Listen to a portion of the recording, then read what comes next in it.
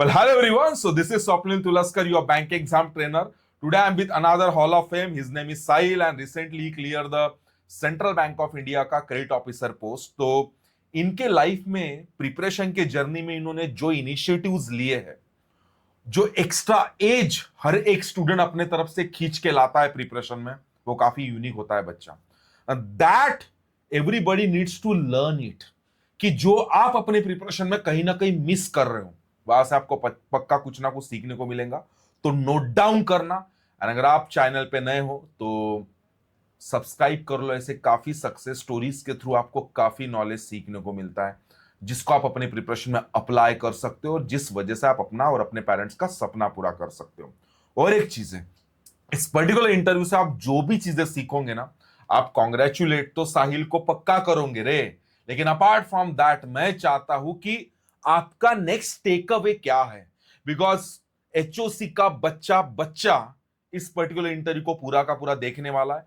तो मैं सुनना चाहता हूं बच्चा in the comment below towards the end of this particular interview कि कॉन्ग्रेचुलेशन साहिल, मेरा टेक अवे ये है and I just want to promise you and entire HOC community.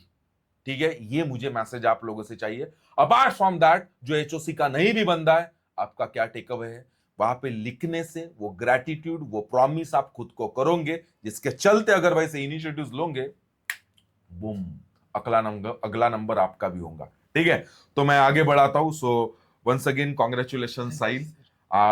Nervous वगैरह नहीं होना, अपने स्टूडेंट से आपसे बस एक कदम पीछे है, इनका सिलेक्शन होने का है, आपका सिलेक्शन हो चुका है, बाकी कुछ भी नहीं है. सो मैं शुरुआत करता हूं कि चलो बताइए अपने बारे में. तो हेलो गाइस, मेरा नाम साहिल है. रिसेंटली मेरा सेंट्रल बैंक ऑफ इंडिया में क्रेडिट ऑफिसर में सिलेक्शन हो चुका है सर. तो पीजीडीबीएफ का मुझे अभी नोटिस भी आ चुका है. और 22 तारीख को रिपोर्टिंग है वहाँ पे. 9:30 बजे तक पहुँचना है. कहाँ पहुँचना है? बैंगलोर में पहुँचना. चोलांगलम ऐसी करके एक जगह है, वहाँ पे पहुँचना है. ओके. तो सर मैंने जैसे कि 2022 में मेरा ग्रेजुएशन कंप्लीट हुआ था. ऑलराइट. देन उसके बाद में क्या करना है ये मुझे कुछ ज़्यादा डिसाइड हो नहीं रहा था. तो मैं फ्रेंड से मिला, तो वो बोला कि मैं नागपुर जा रहा हूँ करके. अच्छा. मैंने बैंकिंग करने का डिसाइड कर लिया है. अच्छा. तो मैंने भी फिर उस समय मैं उसको रिस्पांस नहीं दिया कि मैं आ रहा हूँ करके. और मैं घर पे गया. तो फिर मैंने मम्मी पापा से बात किया. तो पापा बोले कि बैंकिंग, मैं बोला हाँ बैंकिंग करना है. तो ज्यादा कुछ पूछे नहीं सर, बट बोले ठीक है चले जा. अच्छा. हाँ, तो फिर मैं फर्स्ट टाइम नीचे आया था, आपसे सर से मिला. तो सर ने मुझे फिर बताया बैंकिंग क्या होता है, क्योंकि मुझे कुछ भी नहीं पता था. और तो उसने मुझे बताया था 6 एग्जाम्स होते, पर मुझे वो भी नहीं पता था कि बैंकिंग में 6 एग्जाम्स वगैरह होते हैं करके. आरआरबी, आईबीपीएस, मुझे नाम वाम कुछ भी नहीं पता था, बट बस बैंकिंग करना है करके. अच्छा, तो ऐसी जर्नी शुरू हो गई. वेल, मेरा इसमें एक क्वेश्चन है कि साहिल, यानी ग्रेजुएशन हिट होने तक कोई रास्ता नहीं, यानी कुछ ग्रेजुएशन में फील तो होता होगा ना कि मुझे लाइफ में ये करना चाहिए, वो करना चाहिए. हाँ सर, बट मैं ऐसा कुछ डिसाइड नहीं. मुझे बैंकिंग का छोड़ के मैं बोल रहा हूँ, मुझे गवर्नमेंट एग्जाम्स करना था. अच्छा, करना था. हाँ सर. अच्छा, गवर्नमेंट एग्जामिनेशंस करना था. उसमें फील्ड नहीं चूज की थी, क्योंकि दादाजी रेलवे में थे. अच्छा. पापा बोले गवर्नमेंट के लिए ट्राई करना. अच्छा अच्छा, ऑलराइट, ठीक है. सो यहाँ से ऐसी जर्नी शुरू हुई. ऑलराइट, मेरा एक ठीक है. तो बैंकिंग एंड इंश्योरेंस का डिसीजन भी रैंडम ही निकला. हाँ सर. ऐसा कुछ स्पेशल यही करना है या किसी से इंस्पायर्ड हुआ हूँ या मोटिवेट हुआ हुआ, ऐसा कोई भी कुछ भी लिंक नहीं, कुछ नहीं, कुछ याद आता? बस उसने फ्रेंड बोला था कि बैंकिंग करना है, तो मुझे भी ऐसा लगा हाँ बैंकिंग करना. मुझे लगा कि इजी होगा करके, तो मैं बोला ठीक है कर लेता हूँ. सो जैसे thanks to your friend, my dear friend. ठीक है, चलेगा. वेल देन मुझे एक बात बताओ, आपने लाइक प्रिपरेशन की जर्नी डायरेक्ट एचओसी से शुरू की है? डायरेक्ट. क्यों? क्योंकि मैं क्वेश्चन पूछना चाहता हूँ, आप 2022 के जमाने में एंडिंग में शायद आपने प्रिपरेशन शुरू किया है. ठीक है, तो मुझे एक बात बताओ कि उस जमाने तक तो यूट्यूब का प्रकोप ज्यादा बढ़ चुका था. ठीक है, हर दूसरा बच्चा, आज तो और ज्यादा बढ़ चुका है, हर दूसरा बच्चा इज होपिंग दैट कि आई विल क्लियर इतनी बड़ी बैंकिंग और इंश्योरेंस एग्जामिनेशन का प्रीलिम प्लस मेंस पूरा का पूरा यूट्यूब के ऊपर क्लियर करने के सपने देख रहा हूँ. आपने क्यों नहीं देखा वैसा? सर जैसे कि मैं एचओसी में ज्वाइन कर चुका था, और मैं यूट्यूब पे शुरुआत में 1-2 वीडियो देखा था, पर वो मुझे जब मैंने अप्लाई किया तो मुझे ऐसा कुछ लगा नहीं उसका इफेक्ट वगैरह, और वो एक ब्लंडर ही होता है सर. अगर मैंने अब पूरे एक्सपीरियंस से अपना अगर ये देखा हो तो वो एक ब्लंडर ही होता है, क्योंकि एक जो अपने माइंड से जो क्लू निकलता है ना वो एक अलग होता है सर। और जो यूपी जो बताते हैं कि लास्ट मिनट स्ट्रेटेजी वगैरह, वो इतना कुछ मुझे हेल्पफुल लगी नहीं सर मुझे प्रिपरेशन में, तो मैंने उसे जल्दी से जल्दी स्किप कर लिया था। और मैंने जितना जो कम्युनिटी में सीखा बस उसी के हेल्प से सर आगे। नहीं, मेरा तो वो ठीक है, मेरा वो कुछ कहने का मतलब नहीं है। जैसे एक बेचारा फ्रेशर बच्चा है मान लो, ठीक है, वो स्टूडेंट पता है, अभी कुछ लोग आ जाते हैं यूट्यूब के ऊपर ही, हाँ सर। या कुछ लोग उनके लाइफ में आ जाते हैं जो उनको बोलते हैं कुछ नहीं भैया, ये नोट्स ले ले, यहाँ से ये नोट्स ले ले, ऐसा वैसा कोई तो भी क्लासेस लगा ले, और यूट्यूब से ये टीचर, वो वाला टीचर, वे वाले टीचर इंग्लिश मैथ रीजनिंग ये पढ़ाते, ये कर ले, रिजल्ट आ जाएगा। मेरा सवाल ये है कि आपने वो क्यों सस्ता तरीका क्यों नहीं यूज किया? सर मैंने कोचिंग ज्वाइन करने के बाद में मुझे वो लगा ही नहीं, और मैं सीधा सीधा कम्युनिटी के थ्रू से स्टार्ट आगे किया। चलेगा तो क्या फ्रेशर ने ऐसा करना चाहिए? नो सर, वो बहुत बड़ा सर ब्लेंडर होता है, तो उसके चक्कर में बस टाइम वेस्ट होगा और कुछ नहीं होगा सर। ओके, और यार ठीक है, आप सही बोल रहे हो, इसमें से कुछ लोगों के रिजल्ट आते हैं, ऐसे नहीं कि नहीं आते होंगे, लेकिन हम तो उनको सुपरमैन ही बोलेंगे ना भैया, जिन्होंने ऐसा कुछ तो भी किया और उनका रिजल्ट आ गया। बट ये पहला पॉइंट गाइस, अगर आप में से कोई ऐसा ब्लंडर जैसा प्रिपरेशन कर रहा है, उससे अच्छा नहीं करो यार, क्योंकि आप कर रहे हो, आप उतना दूरदृष्टि को नहीं देख पा रहे हो आगे लेवल तक, जहां पे एक ट्रेनर आपका देख सकता है, जो कोच आपके लाइफ में आता है, उसको पता होता है कि आपकी तैयारी कैसे करवाना है, कब पेपर दिलाना है, कब प्रीलिम में उतरना है, कब मेंस में उतरना है, कब करंट अफेयर शुरू करना है, कब रिवाइज करवाना है, उनको ज्यादा पता होता है बच्चा। इसीलिए आई वुड रिकमेंड यू कि ऐसी मिस्टेक्स अगर आप में से कोई कर रहा है, प्लीज स्टॉप। एंड अगर आप जो इंटरव्यू देख रहा है और आपका कोई दोस्त, भाई बहन कोई भी कर रहा है, आप उसको पक्का इंटरव्यू शेयर करो, उसको बोलो भाई ऐसा प्रिपरेशन मत करियो, अदरवाइज फंस जाएगा प्रिपरेशन के जाल में। बिकॉज यानी साहिल, तुमने देखा कि अपने बैंकिंग में प्रीलिम बड़ा जाल है बच्चा। काफी सारे लोगों को अट्रैक्ट करता है, आ जाओ आ जाओ, इजी है इजी है इजी है, आ जाओ, ठीक है, और वही एक क्ल्यू भी देता है कि तुम इधर उधर से कुछ भी कर लो, सीख जाओगे, जीत जाओगे। लेकिन जब मेंस का चेहरा बंदा देखना शुरू करता है, तब उसको पता चलता है कि यार क्या है प्रिपरेशन में। लेकिन तब तक उसका एडिक्शन हो जाता है कुछ चीजों से, कि पहले प्रीलिम करो देन मेंस करो, तो उसका प्रिपरेशन का उसका रोडमैप और करिकुलम हाथ से कब का छूट चुका रहता। और ये ब्लंडर में काफी ज्यादा स्टूडेंट एक रिपीटर कहला के भी 2-2 3-3 साल से पढ़ाई कर रहे हैं, and still they are not able to crack a single prelim, या किसी के प्रीलिम निकल रहे तो मेंस नहीं निकल रहे, ऐसी भी चीजें होती है। तो मेरा ये एडवाइस रहेगा सभी को कि ऐसा प्रिपरेशन मत करो, ठीक है। वेल, एचओसी को चूज ब्लाइंडली किया या फिर दोस्त ने ऐसा क्या सुनाया था आपको? सर दोस्त ने तो बस मुझे नाम बताया था कि मैं जा रहा हूँ करके, बट देन मैंने खुद जाके पता करने की कोशिश किया। तो मैं एचओसी से आया और मुझे मिला, मुझे एनवायरनमेंट, मैंने टेस्ट सीरीज वगैरह का एनवायरनमेंट देखा, तो मुझे ऐसा लगा कि हाँ ये मेरे लिए सही होगा करके। और मैंने सर से भी बात किया था, तो सर ने जब मुझे क्लियरली सब बताया था कि देख ऐसा ऐसा हो सकता है, टाइम ड्यूरेशन नहीं पता है, तेरे काम पे तू कितना काम कर सकता है उस पर तेरा रिजल्ट डिपेंड करता है। तो मुझे ऐसा लगा कि मैं सही जगह आया हूँ करके, तो मैंने ज्यादा कुछ सोचा नहीं और सीधा ज्वाइन करने का। सही सही सही, बढ़िया काम किया। कि जब आपको कहीं से गट फीलिंग आती है ना बेटा, जहां पे भी आप जिस सिटी में हो, ऑनलाइन ऑफलाइन में, if you are getting the strong feeling कि एक पर्टिकुलर ट्रेनर के, देखो कोचिंग और ट्रेनर में जमीन आसमान का फर्क है। वहां पे अगर बैठने वाला कोई रिसेप्शनिस्ट है एंड अगर वो अपने गुरु से आपकी बात नहीं करवा रहा है, जो आपको तैयारी करवाने वाला है, तो फिर मीनिंगलेस चीजें हो गई। अगर वहां पे ऐसा सिस्टम है कि रीजनिंग का टीचर आता है, मैथ्स का टीचर आता है, इंग्लिश का टीचर आता है, अपना अपना पढ़ा के जाता है, तो वो टीचर बेस्ड सिस्टम हो गया, जो आपको सब्जेक्ट में हेल्प करेंगे, आपकी सब्जेक्ट की तैयारी करवाएंगे। लेकिन आपकी पूरी एंटायर प्रिपरेशन की जर्नी को फॉलो करवाने वाला, वी नीड गुरु, जो आपको कैसे चलाने वाले, जैसे साहिल चला या एचओसी कम्युनिटी का बच्चा बच्चा चलता है, वैसे आपके लाइफ में कोई तो भी चलाने वाला। आपका नेशनल ड्यूटी उस समय एक ही बनता है, अपने गुरु के नक्शे कदम पे चलो, आगे बढ़ो, अगला वाला रिजल्ट आपका भी आएगा।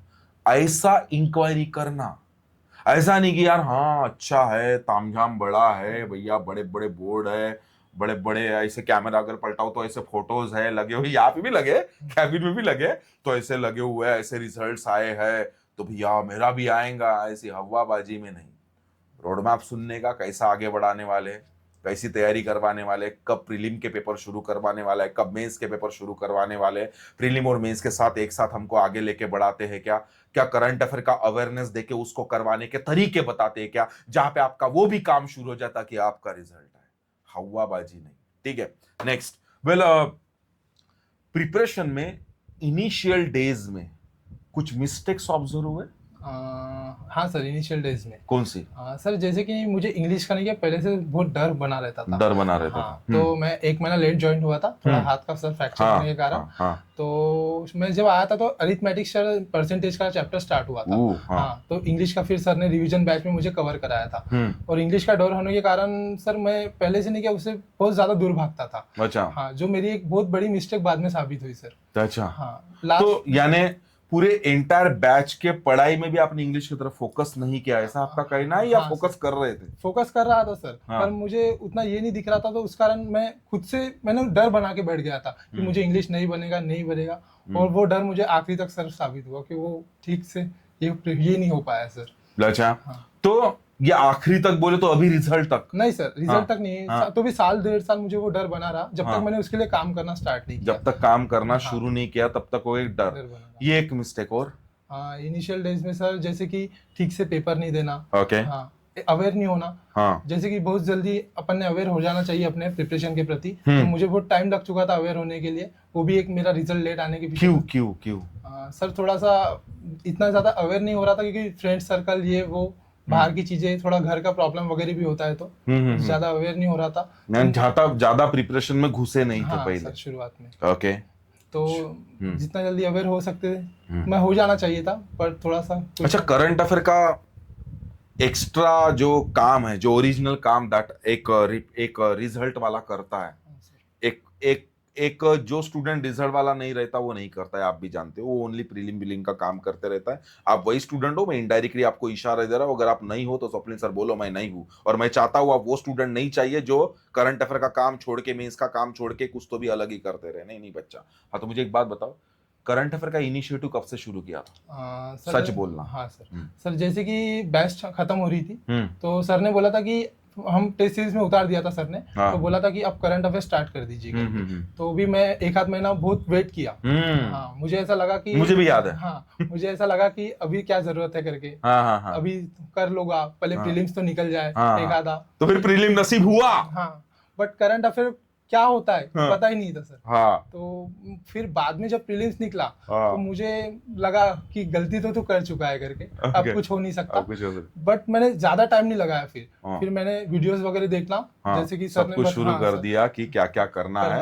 और करंट अफेयर को उस एक मिस्टेक के वजह से देन रियलाइज हुआ, तब नहीं छोड़ा। उसके बाद नहीं सर, अभी तक भी नहीं छोड़ा है। ठीक है, ऑलराइट। तो तब से जिंदा ही है। हाँ सर। इंपॉर्टेंट पॉइंट, अगर आपको रिजल्ट मारना है, तुम सिर्फ प्रीलिम के चक्रों में उलझ नहीं सकते, या इस बंदे की जैसे आप भी मिस्टेक नहीं कर सकते कि मेरा भी तो पहला प्रीलिम नसीब होने दो। नहीं, you can not wait for it. अगर तुमको फाइनल सिलेक्शन लेके जाना है बच्चा, तो मार्क माय वर्ड, आपको प्रीलिम और मेंस दोनों कॉम्बिनेशन के साथ चलना है। अगर तुमको नहीं पता है कैसे चला जाता है, तो नीचे कहीं ना कहीं डिस्क्रिप्शन में मेरे 2 दिन के मास्टर क्लास की लिंक होंगी, उसको अटेंड करो, वहां से समझो प्रिपरेशन को कैसे आगे बढ़ाया जाता है, और अपना रिजल्ट फाइनल करने के पीछे लगो। टाइम पास वाला पढ़ाई नहीं। ऑलराइट, मुझे एक बात बताओ कि साहिल तो ठीक है, एक बैच चलाया, पेपर दिया, तो मैं जानना चाहता हूं कि बैच के जमाने का स्केड्यूल साहिल का क्या था, जो एक स्टूडेंट का सिलेबस चलाते समय उसका स्केड्यूल क्या होगा, तेरा क्या था? एंड देन एक तुम्हारा सिलेबस हो गया, एंड देन उसके बाद तुम्हारा लाइक एक रूटीन, एक करिकुलम क्या था?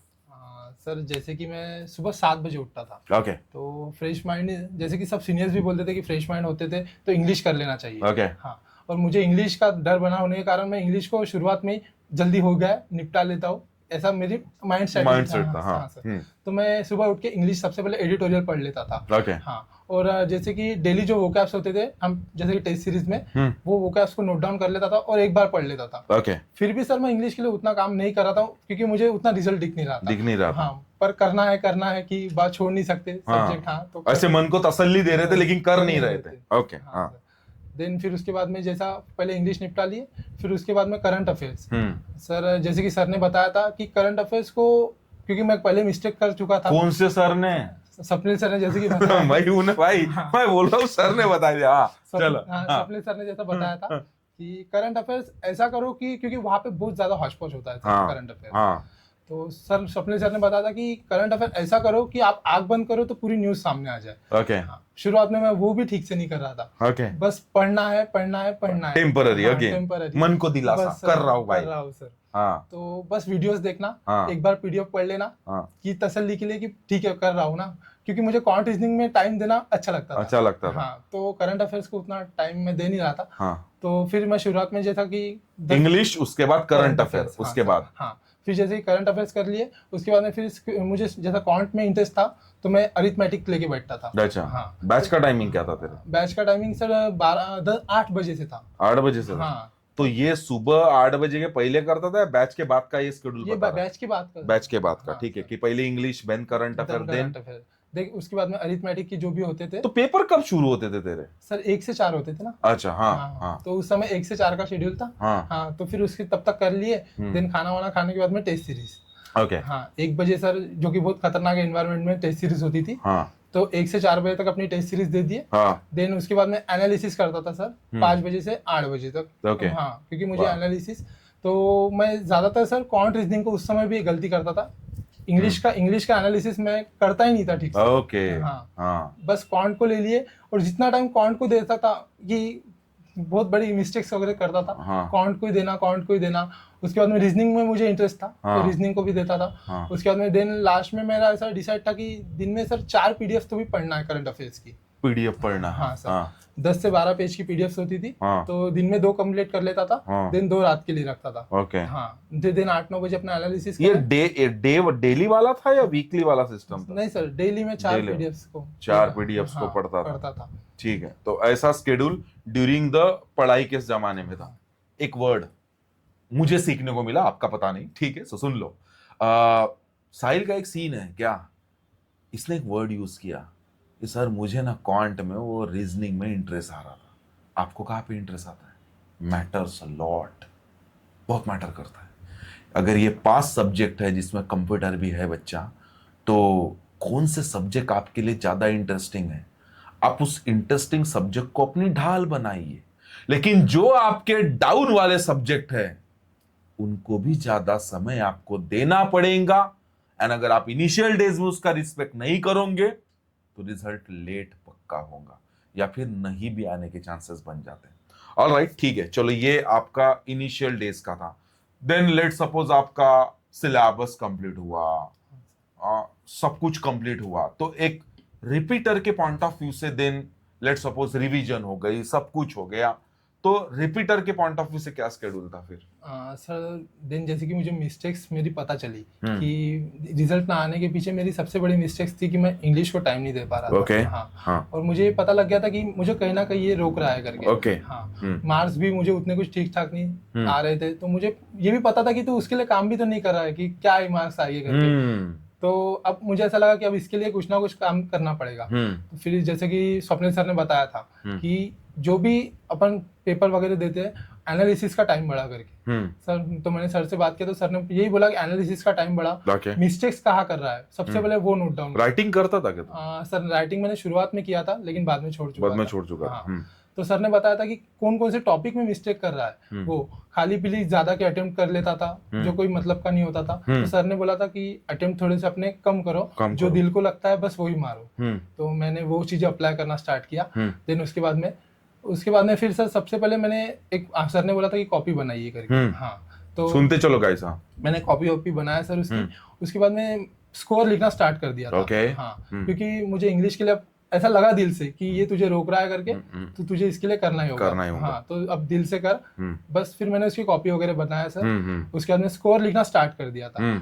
और सबसे पहले ये नोट डाउन किया कि कौन से टॉपिक में मुझे बहुत ज्यादा, यानी कौन से टॉपिक में मैं मार्क्स स्कोर कर सकता हूँ। कर सकते हो। सिर्फ पानी। हाँ, पानी पी,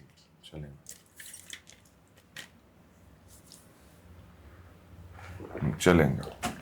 तो कौन से टॉपिक में आप मार्क्स स्कोर कर सकता हूँ सर? हाँ, तो मुझे ऐसा लगा कि क्लोज टेस्ट जो कि मेरे 5 अगर अटेम्प्ट करता था तो 3 सही होते थे। ओके हाँ, तो मैंने ऐसा सोच लिया था कि अब 3 ही अटेम्प्ट करना है करके, बट राइट करना है करके। ओके देन उसके बाद में जैसे कि क्लोज टेस्ट हो गई, उसके बाद में रीअरेंजमेंट होता था। तो मुझे ऐसा लगा कि ठीक है, ये सब अब ये जो टॉपिक तुझे अच्छे लगते हैं बस वही तो अटेम्प्ट करेगा, बाकी नहीं करना है। तो धीरे धीरे फिर मैंने ऐसा बढ़ाता गया, और मुझे ऐसा लगा क्योंकि बहुत ज्यादा गलती पहले कर चुका था, तो अब मुझे ज्यादा अटेम्प्ट नहीं करना था। बस अटेम्प्ट जितने 2 गलत हुए चलेगा, 3 गलत हुए, लेकिन उससे ज्यादा नहीं होना चाहिए। रेंज बना लिया था कि 5 से ऊपर तो गलत नहीं होना चाहिए। हाँ, और फिर धीरे धीरे मैंने जब काम उसके लिए करना स्टार्ट किया तो मुझे ऐसा लगा कि ठीक है करके, ठीक है, हाँ, अभी काम बन जाएगा, करके। ऑलराइट, ठीक है। सो सीखने वाली चीज गाइस, ठीक है, अगेन कि लाइक खुद रिस्पॉन्सिबिलिटी लेना एंड खुद के साथ सच बात करना कि ये सब्जेक्ट मेरे को चूना लगा रहा है, गाउटी लैंग्वेज में बात कर रहा हूँ आपसे, एंड उस सच से ना भाग के जो करना है, जो इनिशिएटिव्स है, अपने गुरु से बात करके वो इनिशिएटिव्स का पूरा पालन करना and stick to the mark हो जाना, कम अटेम्प्ट से देन ग्रो करवाना, मेरी गलती कौन से टॉपिक में ज्यादा हो रही है, मुझे उसमें से क्या जमता है, क्या अच्छा लगता है, वो ऑब्जर्व करना है एंड उसके अकॉर्डिंग स्लोली उस सब्जेक्ट के पीछे लगना। आधे से ज्यादा लोग सरेंडर कर देते, जिम्मेदारी नहीं लेना चाहते सब्जेक्ट की, सिर्फ कंप्लेंट करना चाहते कि ये सब्जेक्ट मेरी बीमारी है।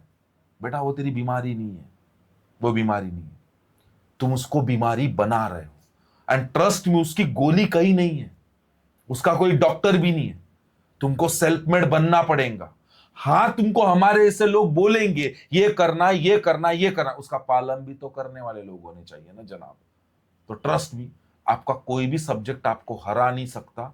अगर आप उस सब्जेक्ट में ऑलरेडी हारे हुए हो तो उस सब्जेक्ट की रिस्पॉन्सिबिलिटी लो, उसका वर्क ज्यादा बढ़ा दो ताकि वो आपको सैल्यूट करना शुरू कर दे। दिमाग में याद रखना है चीज को। ऑलराइट, वेल ठीक है, काफी पापड़ मिले आपने इंग्लिश के लिए, ठीक है। वेल इंग्लिश के बारे में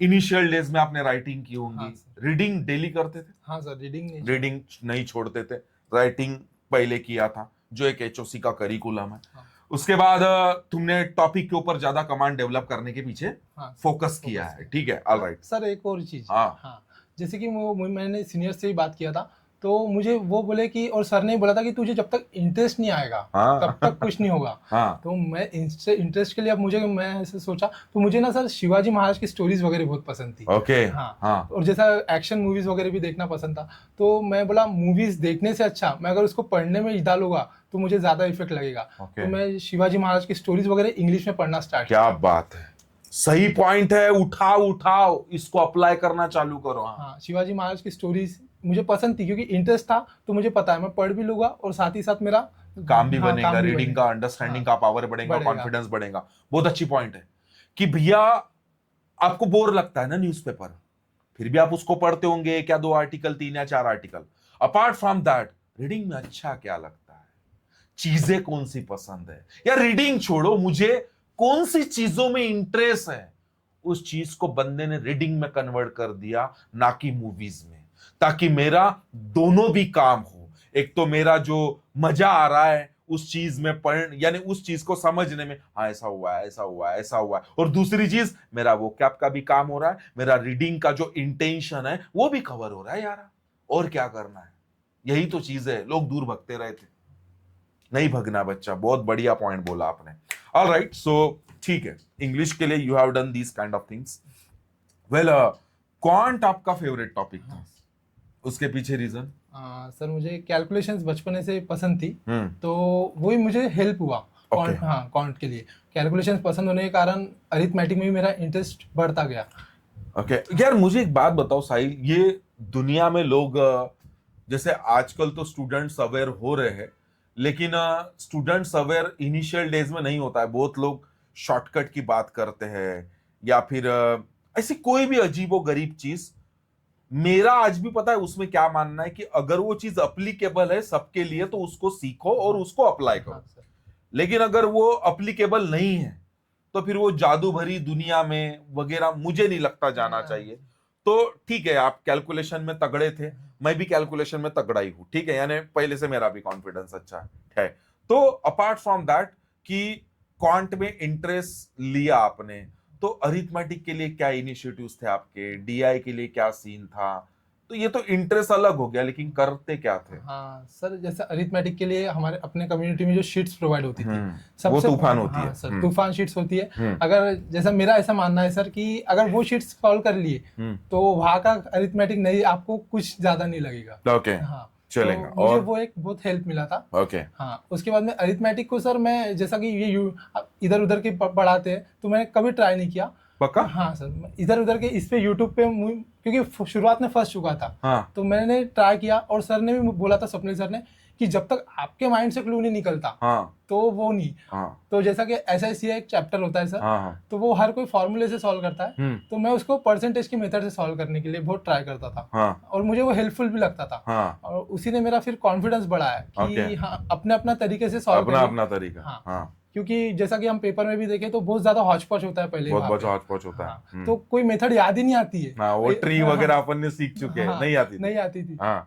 तो मैं फंस चुका था, तो मैं बोला नहीं, ये सब मेथड तुझे हेल्प नहीं करेगी। तेरे लिए क्या काम हाँ, करता है? तू तेरे माइंड से क्या तीर निकलता है सर। हाँ, तो फिर मैंने ना बहुत ज्यादा खुद के मेथड निकालने की कोशिश करता खुद था। का, हाँ सर, खुद का तड़का। हाँ सर। और स्वप्निल सर की भी एक सर जैसा पढ़ाते थे सर, ऑप्शन से उठाना। हाँ, तो मुझे वो भी बहुत हेल्पफुल लगता था। ओके, हाँ, मैं वो भी मुझे बहुत पसंद आया था, तो मैं ऑप्शन से उठाने की भी बहुत कोशिश करता था। कोशिश करते। हाँ सर, और मुझे वो हेल्पफुल लगा। अच्छा, वो हेल्पफुल था। हाँ सर, ओके। ऑप्शन से। ये मेंस में बड़े बड़े क्वेश्चंस आते तो फिर इनको कैसे टैकल करते? मेंस के लिए तो सर जैसे कि सबसे पहले तो क्वेश्चन चूजिंग। हाँ, हाँ, क्योंकि सर ने बताया था कि, और रोज पेपर दे दे के हमें आदत हो चुकी थी। अच्छा, कि क्वेश्चन चूज कौन से करना है करके। कौन से करना है हाँ, करके। और स्वप्निल सर ने बोला भी था कि देखो, इजी क्वेश्चन चाहे कुछ भी हो जाए, इजी क्वेश्चन हाथ से ना जाए। इजी क्वेश्चन हाथ से ना जाए, बिल्कुल सही है। हाँ, तो सर ने बताया था कि इजी क्वेश्चन के लिए तुझे कुछ ना करे।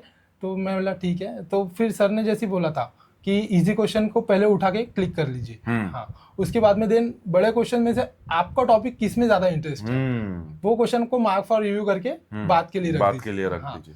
क्योंकि मेंस में सर प्रीलिम्स तो एक समय बाद निकल जाता है। हाँ, हाँ, लेकिन मेंस के लिए आप बिना स्ट्रैटेजी के नहीं उखाड़ सकते हैं। ठीक है, बिल्कुल हाँ, सही पकड़ा। हाँ, तो फिर मेंस में मैं मार्क फॉर रिव्यू करके रख लेता था। उसके बाद में जैसा मुझे जो टॉपिक में इंटरेस्ट था, उस टॉपिक को अगर ज्यादा से ज्यादा 1 2 3 मिनट अगर क्लिक हो रहा है तो मैं सॉल्व करता था, नहीं तो छोड़ देता था। मुजोरी नहीं करना। मुजोरी नहीं करना क्वेश्चन के साथ। और रोज पेपर दे दे के आदत लग चुकी थी कि कौन से उठने वाले, कौन से नहीं उठने वाले, कहाँ बनने वाला है, कहाँ नहीं बनने वाला। ठीक है, ऑल राइट। वेल, साहिल की एक खास बात क्या, साहिल वाज सो क्विक, उसकी स्पीड बहुत फास्ट है।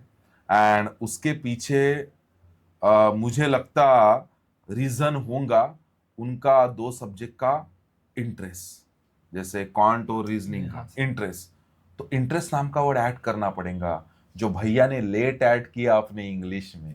ठीक है, तो ये वर्ड आपको बोलना, वो क्या आप अपने बड़े संभाल के यूज करो बेटा। आपके सबकॉन्शियस माइंड को डायरेक्टली इनडायरेक्टली इंस्ट्रक्शन जा रहे कि आपको वो सब्जेक्ट भा रहा है, आपको सब्जेक्ट डरा रहा है, आपका वो सब्जेक्ट आगे बढ़ रहा है, या आपका सब्जेक्ट को आपको पीछे खींच रहा है। Everything matters. आपके वो क्या जैसा सोचोगे वैसे वो क्या आपका, जैसे जैसे सोचोगे वैसे बोलोगे, वैसे लोग अट्रैक्ट होंगे, वैसा माहौल अट्रैक्ट होगा, और वही निगेटिविटी या वही पॉजिटिविटी आपके प्रिपरेशन में चल के आएंगी, जिसका इंपैक्ट आपको आपके रिजल्ट में दिखेगा।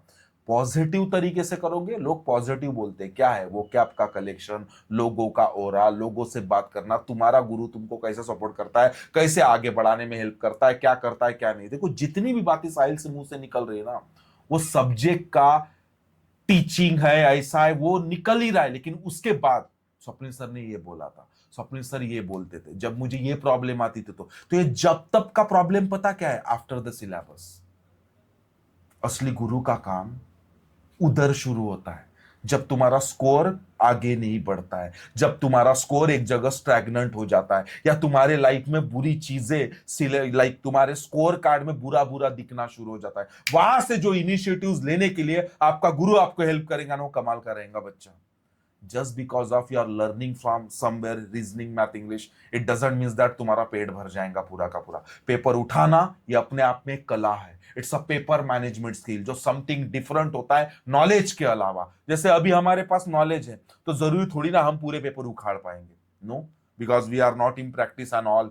मेरे से तगड़ा साहिल शायद मैथ सॉल्व करता होगा, मेरे से तगड़ा शायद साहिल रीजनिंग सॉल्व करता हूँ, और बिल्कुल सही है, मैं इस चीज का प्राउड करता हूँ भैया कि I am proud of him कि भाई वो मेरे से तगड़े क्वेश्चन सॉल्व करता हूँ। और हर वो स्टूडेंट एचओसी का सीनियर या कहीं का भी सीनियर स्टूडेंट अपने भैया एक टाइम होता है कि उससे ऊपर निकल जाता है, और इसके पीछे का रीजन दिन रात वो स्टूडेंट काम करते रहते हैं और अपना इंटरेस्ट वाली बातें भी उस प्रिपरेशन में ऐड करते हुए आगे बढ़ते रहते हैं। इसका बेनिफिट उनको अपने सिलेक्शन में होता है। पहला साहिल ठीक है, अरिथमेटिक बनता कैसे? सर आपने एक वर्ड बोला कि दैट, चलो ठीक है, एचओसी के नोट्स है, एचओसी का सिस्टम है, एचओसी में तुमको बहुत सारे क्वेश्चंस मिले, उसी से पेट भरा, सबके पास एचओसी नहीं है। हाँ, तो सबसे पहले तो सबसे जरूरी सर आपको उसमें इंटरेस्ट लाना पड़ेगा। ओके। हाँ, क्योंकि अगर हम सिर्फ करना है तो नहीं होता है, तो इंटरेस्ट लाना सबसे जरूरी होता है। देन आपको अगर क्वेश्चन पहले बेसिक से सीखना भी स्टार्ट जरूरी होता है सर, बहुत जरूरी होता है, क्योंकि बेसिक्स अगर क्लियर हो गए तो ही आप आगे बढ़ पाओगे। तो सबसे पहले अपने बेसिक्स क्लियर कीजिए, किसी से भी कोचिंग से कीजिए ऐसा। एचओसी, जैसे कि मैंने एचओसी स्टार्ट किया था और मुझे बहुत ज़्यादा हेल्पफुल लगी सर। तो आप उसके बेसिक्स अगर आप क्लियर कर सकते हो, देन उसके बाद में आप मॉक में खुद होकर अगर जब ट्राई करते हो तो आपको पता लग जाता है कि आपके बेसिक्स क्लियर है या नहीं है। हाँ, क्योंकि आप देखिए बिना टाइमर के तो हम सॉल्व कर लेंगे, लेकिन टाइमर में सॉल्व करना थोड़ा सा अपने आप में एक चैलेंज होता है सर। तो इसीलिए आप जितने जल्दी अगर उसको पेपर में उतार लोगे और पेपर में उतार के सॉल्व करने की कोशिश करोगे तो एक ज्यादा ही होगा सर। चलेगा। All right. Reasoning? Sir reasoning के लिए तो जैसा कि मुझे पजल्स में पहले डर लगता था। Okay. हाँ, क्योंकि पजल्स मुझे ऐसा लगता था कि फंसाती है करके, और हर कोई बोलता था कि पजल एक बहुत ये होता है, जाल होता है, या तुम बोलो गैम्बलिंग होता है। हाँ, वो जुआ होता है कि जुआ होता है, लगा तो लगा, नहीं तो नहीं लगा। हाँ, तो मुझे भी लगता था कि हाँ पजल्स यार फंसा देगी तुझे। हाँ, तो मैं उठाता ही नहीं था सर। तो मिसलेनियस सॉल्व करना ये वो उस कारण मेरे अटेम्प्ट्स दिखते ही नहीं थे। अच्छा। हाँ, तो मुझे ऐसा लगा कि इतने अटेम्प्ट्स में तो पेपर नहीं बनेगा, चाहे तो तुझे पजल्स उठाना ही पड़ेगा। और फिर मैंने शीट्स वगैरह सॉल्व करना स्टार्ट किया। हाँ, तो धीरे धीरे मेरा कॉन्फिडेंस ग्रो होने लगा। हाँ, लेकिन मेंस के पजल से फिर डर लगने लगा। हाँ, प्रीलिम्स की पजल बनती थी, मेंस की पजल के डर लगने लगा। तो मुझे लगा यार ये भी अब फिर मैं फंस गया कि यार अब मेंस की पजल के लिए क्या करूँ। और अगर कभी बिना टाइमर की बन रही तो पेपर में फंसा देती थी। हाँ, तो फिर मैंने एक दिन स्वप्निल सर से बात किया। तो सर ने यही बोला कि मेंस के लिए हम डायरेक्ट पजल उठाना गलत है, पहले मिसलेनियस सॉल्व कर लेना चाहिए। सर ने पेपर स्ट्रेटेजी जैसे कि हमें बताई जाती है। तो मैं बोला हाँ ये बात भी है, लेकिन पजल तो सॉल्व करना ही है। हाँ, तो फिर मैंने शीट्स वगैरह अच्छे से सॉल्व करना चालू किया। प्रीलिम्स की पजल का मेरा धीरे धीरे जैसे जैसे प्रैक्टिस होने लगी तो प्रीलिम्स की पजल रोज पेपर दे दे के बनना शुरू हो गई। और इतने पेपर्स होते थे कि पजल का क्या ही डर रहेगा, आएंगे अपन पेपर में। पजल का क्या ही डर। बाद में फिर मेंस के लिए मैंने मेंस के पजल के लिए अलग से सर ने मेंस की शीट्स प्रोवाइड की थी। तो वो मेंस की शीट को मैंने 4-5 बार सॉल्व कर चुका हूँ। अच्छा। हाँ, तो उसके बाद में इतनी शीट सॉल्व करने के बाद में फिर धीरे धीरे मैं जब पेपर में सॉल्व करना स्टार्ट किया तो पहले दिन एक पजल बनना, वो कॉन्फिडेंस को ग्रो होने धीरे धीरे एक का दो का तीन। बहुत इंपॉर्टेंट पॉइंट है, पहला कदम लेना बहुत इंपॉर्टेंट। हाँ, तो धीरे धीरे मेरा कॉन्फिडेंस ग्रो होने लगा। और कॉन्फिडेंस इतना ग्रो होने लगा था कि फिर बाद में मुझे ऐसा लगा कि हाँ अब बन गया है, अब बन जाएगा। हाँ, अब पेपर बन गया है। और अंदर से गट फीलिंग आने लग गई थी कि रीजनिंग तेरा ठीक हो चुका है। आती है। हाँ, रीजनिंग ठीक हो चुका है, रीजनिंग और कॉन्ट ठीक हो चुका है। तो अब ठीक है, पर इंग्लिश के लिए उतना मुझे डर लगता था। हाँ, लेकिन अच्छा साहिल, ये डर निकला ही नहीं या निकल चुका है? नहीं सर, अभी निकल चुका है। यानी कौन से जमाने से? इस प्यार से 5-6 महीने पहले से, 2-3 महीने पहले से, 1 साल के पहले से, कब से? सर जैसे कि शुरुआत में जैसा 2022 से 23 तक मैंने कुछ काम ही नहीं किया था। उसके लिए कुछ काम नहीं किया 1 साल तक दिल पे लिया ही नहीं कभी। सिर्फ कुछ तो भी बस पेपर देना है तो इंग्लिश का सब्जेक्ट सॉल्व करना है बस। उससे ज्यादा मैंने कुछ नहीं किया। लेकिन उसके बाद में मुझे ऐसा लगा कि अब करना चाहिए। तो फिर मैंने 1 साल तक उसके लिए अच्छा काम किया। हाँ, और अभी तक मैंने इंग्लिश के लिए, जैसे जब तक मेरा रिजल्ट नहीं आया, मैं इंग्लिश के लिए रोज सवेरे चाहे कितना भी कुछ हो जाए इंग्लिश करना है, अपना काम करना है। हाँ सर, एक दिन करंट अफेयर छूट जाए लेकिन अब इंग्लिश को नहीं छोड़ना है। इंग्लिश को नहीं छोड़ना है। ऑल राइट, इतना बड़ा इंपॉर्टेंस बढ़ा दिया। Hats off to you my dear friend. Well, मुझे एक चलो ठीक है, करंट अफेयर के लिए मुझे कुछ बताना पड़ा या मेरे बताने के बाद अवेयर हो गए और आपने काम तगड़ा शुरू कर दिया? सर, पहले तो आपने बताया, मैंने नहीं किया, बहुत लाइटली ले लिया, मिस्टेक देख चुका था। फिर मैंने सर ने जैसा बताया था फिर मैंने वही चीज फॉलो किया। हाँ। तो मुझे सब पता करना है कि करंट अफेयर में साहिल का फंडा कैसा था, हमारे सीनियर हमारे जूनियर जो भी स्टूडेंट है सबको हेल्प होना चाहिए। सर करंट अफेयर जैसे कि शुरुआत में मैं वीडियोस देखता था। ओके। हाँ, तो वीडियोस के थ्रू पहले वीडियोस देख लिए, उसके बाद में एक बार पीडीएफ पढ़ लिए। तो तुरंत हम वीडियोस देखे होते हैं तो वीडियो दिमाग में होती है न्यूज, लेकिन तो वो वीडियो वाले की पीडीएफ, हाँ वही वीडियो की पीडीएफ सर ओके। पढ़ लेना। किसका आप करंट अफेयर करते थे? अभिजीत मिश्रा का। अभिजीत मिश्रा का। तो वो वीडियो की पीडीएफ पढ़ लिए, देन उसके बाद में फिर मुझे ऐसा लगा कि जैसा दीदी लोग भी बोलते थे कि हम तुरंत वीडियो देखते तो हमें सब याद होता है, तो पीडीएफ पढ़ के मतलब नहीं है। तो मैं बोला हाँ ये बात भी सही है, न्यूज तब तो याद होगी। तो मैं सवेरे वीडियो देखता था, शाम में पीडीएफ पढ़ता था। हाँ, ताकि टेस्टिंग करने के लिए कि कितना याद रहता है करके। तो सवेरे का शाम में पढ़ने के बाद में ऐसा लगता था कि उतनी न्यूज याद नहीं आती है शुरुआत में, क्योंकि आदत नहीं होती है सर। तो हाँ ठीक है, मुझे ऐसा लगा कि हाँ यार मेमोरी अगर बढ़ाना है तो ये इतना करना पड़ेगा ही। हाँ, तो फिर धीरे धीरे जैसा जैसा मैं आदत होने लग गई थी, तो मैं उसके बाद में फिर स्वप्निल सर ने बोला था कि जो भी आप पीडीएफ पढ़ते हो उसे आंखों के सामने लाना। हाँ, तो मैंने वो चीज भी अप्लाई किया। मैं 10 से 12 पेज की एक पीडीएफ होती है एक डे की, तो पहले पीडीएफ पढ़ लेता था, देन लैपटॉप बंद करके पूरा न्यूज सोचने का हाँ, क्या आ रहा है माइंड में, क्या नहीं आ रहा है। और करंट अफेयर के लिए मैंने एक चीज जो नोटिस किया सर कि रिवीजन। मैं आने वाला था उस पॉइंट पे। रिवीजन, क्योंकि स्वप्निल सर ने बोला था कि तुम करंट अफेयर पढ़ लोगे पर तुमको वहां पे कुछ भी नहीं याद नहीं आती न्यूज। और वो सच होता है, जो हम पढ़े होते हैं वो क्वेश्चन में दिख जाता है, पर जो ऑप्शंस इतने ज्यादा कंफ्यूज करते हैं हमें कि तो मैं बोला समझ में नहीं आता क्या क्लिक करूं और क्या नहीं। सब एक में जैसे लगते हैं कि ये हो सकता है, ये हो सकता है। बिल्कुल। हाँ, तो मैंने वहाँ मुझे वो ट्रिक हेल्पफुल भी लगी। मैंने बंद करके न्यूज को पूरा अपने सामने लाना, नहीं आती है 10-12 न्यूज तो याद नहीं आती है, पर जितनी आती है उतनी कोशिश करता था। और उसके बाद में फिर इतना हेल्प होने लग गया था कि कुछ ऑप्शन अगर बिना ऑप्शन देखे भी याद होता था कि इसका आंसर तो यही है। अच्छा, वेल मुझे एक बात बताओ, इतने बड़े डेटा को, जैसे मान लो आपने अभी क्रेडिट ऑफिसर का पेपर दिया, आपने उसके पहले भी इंटरव्यू दिया है, ठीक है, जो अपन ने मेंशन नहीं किया, जो भी है, तो वो भी कौन सा और इंटरव्यू दिया साहिल? यूको बैंक एलबीओ का इंटरव्यू दिया है, आईडीबीआई जैम का इंटरव्यू, और आईडीबीआई पीजीडीएम, और ये चौथा इंटरव्यू। हाँ, ये 4th इंटरव्यू। ओह, तो साहिल का 4th नंबर का इंटरव्यू बच्चा, ठीक है। अच्छा, ठीक है, ऑलराइट। तो इसका मतलब इंटरव्यू दे के आए हो, यानी मेंस तो क्लियर कर चुके हो, तो फिर इन सारी चीज को रिवाइज कैसे करते थे आप? सर, क्योंकि शेड्यूल में डालना जरूरी होता था इतना ज्यादा होने के कारण। हाँ, तो मुझे सवेरे मेरा कल परसों पेपर है, तो साहिल ये 1-2 दिन पहले की हरकत क्या चलती थी उसकी? क्योंकि पेपर तो देता था, लाइव वाले पेपर तो देना ही है, वो तो देना ही, अपन उस पॉइंट के ऊपर आएंगे। अपार्ट फ्रॉम दैट सर, मैंने शुरुआत में जो जैसा मंथ मैं सुबह मार्च करूंगा तो शाम में अप्रैल करता था। हाँ, तो उस कारण जब मुझे ज्यादा ये नहीं होता था, जब मेरा मार्च खत्म होता था तो अप्रैल भी हो जाता था। हाँ, एक ही मंथ को लेके ऐसा बैठना मुझे ठीक नहीं लगता था, तो 2 मंथ्स को लेके स्टार्ट में रखता था। और जैसा कि सर ने बोला था कि चाहे कितना भी हो जाए रिवीजन जरूरी है, तो मैं रिवीजन के लिए अलग टाइम निकाला था। अच्छा। हाँ, रात में मैं 12 बजे के बाद में सिर्फ करंट अफेयर की रिवीजन। रात को 12 बजे के बाद? हाँ सर। वो तो उसके बाद में फिर मैं 4 मंथ की जो क्योंकि रिवीजन होती थी सर और पढ़ा हुआ होता था तो जल्दी जल्दी पढ़ने में आ जाता था, तो ज्यादा टाइम नहीं लगता था, क्योंकि रिवीजन इतने बार हो चुकी थी। तो फिर मैं उस टाइम वो मुझे हेल्पफुल लगा। 12 बजे के बाद में मैं जैसा कि मेंस होता था तो 2 बजे तक जगता था। हाँ, तो सिर्फ करंट अफेयर के लिए। और सर एक हम मिस्टेक्स भी करते हैं, प्रीलिम्स के बाद में सिर्फ करंट अफेयर करते हैं। वो भी एक बहुत बड़ी मिस्टेक है। हाँ, वो मैंने एसबीआई क्लर्क में अभी रिसेंटली देखा था कि मैं सिर्फ करंट अफेयर को टाइम दे रहा था, तो मैं क्वांट रीजनिंग इतना छोड़ चुका था कि कितने मार्क्स से एसबीआई क्लर्क गए? 3.5 मार्क्स से रुका था।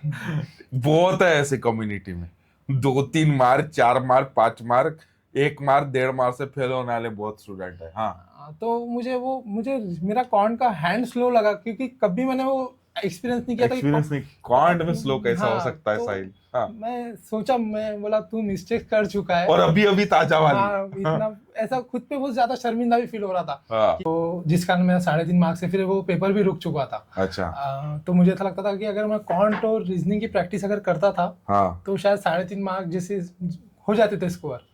तो इसीलिए मेरा ऐसा मानना है कि करंट अफेयर के साथ साथ हमें मेंस में क्वांट रीजनिंग को भी साथ में यानी पेपर देना नहीं छोड़ना चाहिए, खासकर सेक्शनल वगैरह, जैसे कि अपने पेपर में रोज सेक्शनल्स होते थे, मैं बहुत मिस करने लगा था वो, सिर्फ करंट अफेयर करने लगा था। तो मुझे ऐसा लगा कि वो मेरी एक बहुत बड़ी मिस्टेक्स थी। अच्छा, ऑल राइट। तो फिर इस मिस्टेक को सुधारा हाँ सर, आगे चल के? हाँ सर। अच्छा, तो मुझे एक बात बताओ कि that you mention the word that Swapnil sir I have given a UCO bank का इंटरव्यू, एलबीओ का, सर। तो वहां तक सुधारना हो गई थी फिर प्रिपरेशन हाँ के सर। तरीके में? हाँ सर। तो फिर वो क्यों रुका? सर शायद स्कोर मुझे कम होगा, वो एक रीजन हो सकता है, क्योंकि इंटरव्यू तो जैसा कि कम्युनिटी में बहुत अच्छा प्रिपेयर करके दिया था सर ने मेरा। अच्छा, हाँ, तो कितने राउंड हो गए थे? सर लगभग 10 से भी ज्यादा हो चुके होंगे। देखो गाइस, जो मैं बोलता हूँ ना उससे ज्यादा राउंड करवाता हूँ, एंड उसके पीछे का रीजन एक ही है, ताकि आपका रिजल्ट आ जाए, टाइम पास नहीं होना चाहिए। हाँ, तो इंटरव्यू का तो मुझे प्रेशर जैसा कुछ लगा ही नहीं, अच्छा, क्योंकि इतने राउंड हो चुके थे कि प्रेशराइज क्या ही करेंगे। मैं क्योंकि जैसा कि अभिजीत सर और स्वप्निल सर का एक डेडली कॉम्बिनेशन होता है तो मुझे ऐसा लगा कि अब इससे ज्यादा प्रेशर क्या ही मैं झेलना पड़ेगा। तो मेरा इंटरव्यू बहुत अच्छा गया था। तो मुझे ऐसा लगा कि नहीं कि इंटरव्यू में कम मार्क हो गए, हो सकता है स्कोर कम होगा या बाउंड्री पे निकला होगा सर, तो इस कारण वो पेपर रुका है। अच्छा, हाँ सर। ओके, वेल ठीक है। तो ये तो चीजें सब्जेक्ट से रिलेटेड कुछ ऐसी परेशानी थी। वेल अब लाइक साहिल, ये स्टूडेंट्स स्पीड के नाम से बहुत इशू क्रिएट करते फ्रॉम द इनिशियल स्टेज से। तो क्या स्पीड, पहला लुक स्पीड होता है या क्या सीन होता है? कभी आपने कभी कंप्लेंट करते हुए मुझे दिखे नहीं, तो क्या सीन क्या है ये? सर जैसा कि हमारी शुरुआत में कोचिंग स्टार्ट हुई थी, तो शीट्स वगैरह प्रोवाइड होते थे। तो सबसे सर मैंने तो जितना नोटिस किया, आप कितने बार शीट्स को रिवाइज करते हो, इस पे आपकी स्पीड बन जाती है। और सबसे पहले अगर स्पीड्स कर रहे हो तो मैंने वो गलती किया है, क्योंकि मेरी स्पीड बहुत थी बट एक्यूरेसी नहीं, या थोड़ी सी गड़बड़ आती थी। अगर 35 अटेम्प्ट हो रहे तो 33 राइट है, एक दो गलत होते थे। तो स्पीड के साथ साथ एक्यूरेसी पे भी बहुत हमें काम मैटर करता है। हाँ सर, ठीक है। और एचओसी के जैसा जो मैंने दूसरा कुछ फॉलो नहीं किया एचओसी की शीट्स के अलावा इधर उधर, तो मुझे वो शीट्स ने बहुत हेल्प किया है। और मेरी स्पीड्स का कभी मुझे इशू बना भी नहीं। तो और पेपर फिर भी देखो, साहिल को स्पीड का इशू इसीलिए नहीं बना होगा बिकॉज इसका माइंड स्पीडी है क्वांट में ऑलरेडी पहले से ही। ठीक है, he calculate a lot of things, mind से कर सकता था पहले से, जो मुझे बहुत पहले जल्दी भी दिख गया था। And apart from that mood में ही स्पीडी, जिसका असर उसको रीजनिंग में भी था। तो बच्चा जो इंग्लिश जो संभल के सॉल्व करना है, और बच्चा जो क्वांट जो संभल के सॉल्व करना है। तो जिन जिन स्टूडेंट को ऐसा लगता है ना दैट स्वप्निल सर मेरी स्पीड नहीं आ रही है, मेरी स्पीड नहीं आ रही है, आप अपने स्वभाव में देखो कि आप स्लो मोशन वाले लोग हो क्या। कुछ लोग होते हैं साहिल, खाना खाने में भी लेमड़े रहते, चप्पड़ चप्पड़ चप्पड़ करते करते खाएंगे, तो उनके एटीट्यूड में स्लोनेस दिखता है। तो एटीट्यूड से लेके अगर हर वो चीज में वैसी चीजें होंगी, तो कोई ना कोई वही अपने सबकॉन्शियस माइंड में हर वो चीज में स्लो दिखेगा। लेकिन ट्रस्ट में आपको ना स्पीड हराना नहीं चाहिए। लेकिन मुझे आपको एक बात बताऊं, आपका स्पीड का पीछे का रेशो रीजन और एक हो सकता है, कंसिस्टेंसी के साथ मॉक्स ना देना। जितने स्टडी मॉक के बारे में I will ask to the like मैं साहिल से पूछूंगा, लेकिन जितने मॉक्स देने चाहिए उतने मॉक्स अगर आप ऑन अ रेगुलर बेसिस नहीं देते होंगे, मंडे टू सैटरडे का शेड्यूल पकड़ के, तो फिर स्पीड इशू हमेशा रहेगा और कंसर्न तुम्हारा हमेशा रहेगा। वेल, स्टडी मॉक का जो टेस्ट सीरीज देने का तरीका है, जिसमें स्टूडेंट को सोचना ही नहीं है मुझे कौन से पेपर देना है, वो सही है? सर स्टडी मॉक की अगर बात की तो मैं मेरी एंटायर जर्नी की एक बात, अगर रिजल्ट आने के पीछे स्टडी मॉक का बहुत बड़ा ये, क्योंकि मुझे एडिक्शन हो चुका था स्टडी मॉक का पेपर दे दे के। और एक भी दिन अगर मैं पेपर नहीं दूं तो मुझे ऐसा गिल्टी ऐसा जो फील होता था कि यार आज पेपर दे देना चाहिए था। हाँ। और मॉक जो सही में जैसे कि सर ने बताया था कि पूरी अपनी जो जर्नी होती है उसमें बहुत बड़ा रोल प्ले करते हैं। और मैंने भी एक्सपीरियंस किया सर कि अगर आप मॉक एक हफ्ता मैं बहुत बोल दिया हूँ, 1 या 2 दिन मत दो तो हमें तीसरे दिन हमारा हैंड स्लो लगता है। हाँ, और हाँ, तो सर मैंने मॉक का तो मैं यही करूँगा। अच्छा, ये मॉक्स अपना तो पैटर्न कंटिन्यू वाला है। हाँ सर, दैट एक बार बैठ गए, दिन भर में जितने पेपर लाइव देना है वो एक फ्लो में दो। लोग मॉक देते हैं साहिल, लेकिन मैंने देखा है कि लोग सुबह की एक गोली खाएंगे, फिर उसका एनालिसिस में घुस जाएंगे, फिर दोपहर को देंगे। देना ही है ना उनको तो आपने बता दिया देना ही है, तो देना है, जब मन में आया तब देना है। तो क्या आपका मॉक का टाइम फिक्स था? हाँ सर, 1 से 4 बजे तक फिक्स था। हाँ सर। All right. एंड दूसरी चीज, क्या आप ये 1 से 4 जो बोल रहे हैं, ये कंसिस्टेंट कंटिन्यू मॉक देते? हाँ sir. This is the main point.